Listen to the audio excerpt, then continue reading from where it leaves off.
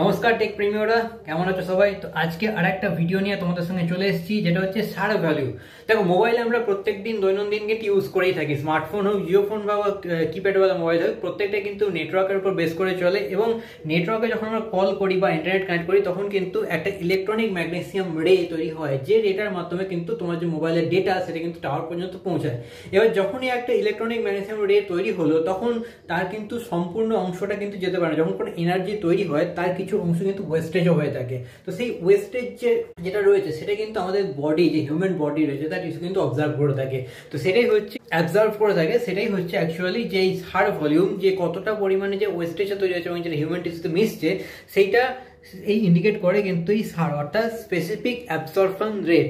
এই রেটটার একটা গভর্নমেন্টের তরফ থেকে একটা বেঁধে দেওয়া আছে, যে এত ওয়াট পার কেজিতে যদি হয় তাহলে সেটা সেফ, এবং এর বাইরে যদি হয় তাহলে কিন্তু সেটা ডেঞ্জারাস। সেই ফোনটাই কিন্তু বাজারে কোম্পানি বেচতে পারবে না। তো ইন্ডিয়া এবং ইউএস এর জন্য যে সার লিমিট করা হয়েছে, সেটা হচ্ছে 1.6 ওয়াট পার কেজি।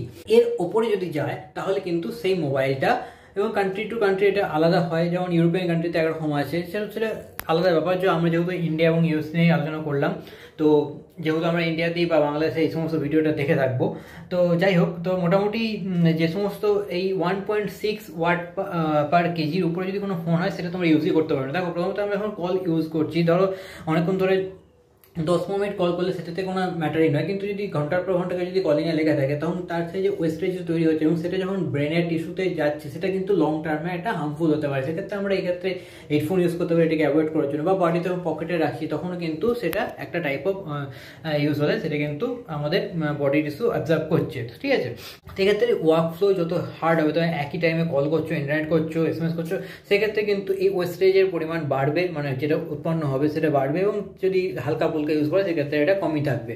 তো মোটামুটি তোমার যে মোবাইল রয়েছে, সেই ফোনের ডায়াল প্যাডে যেতে পারো।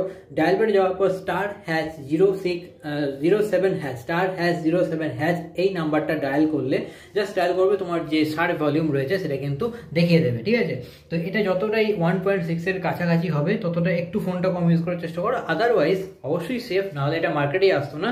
যত কমের দিকে যাবে সেটা কিন্তু সেফ। এবং এখানে বডি সার এবং হেড সার দুটোই দেখায়। স্যামসাং এর মোবাইলে আমি দেখেছি এই নাম্বারটা ডায়াল করলে হেড সার দেখিয়ে দেয়।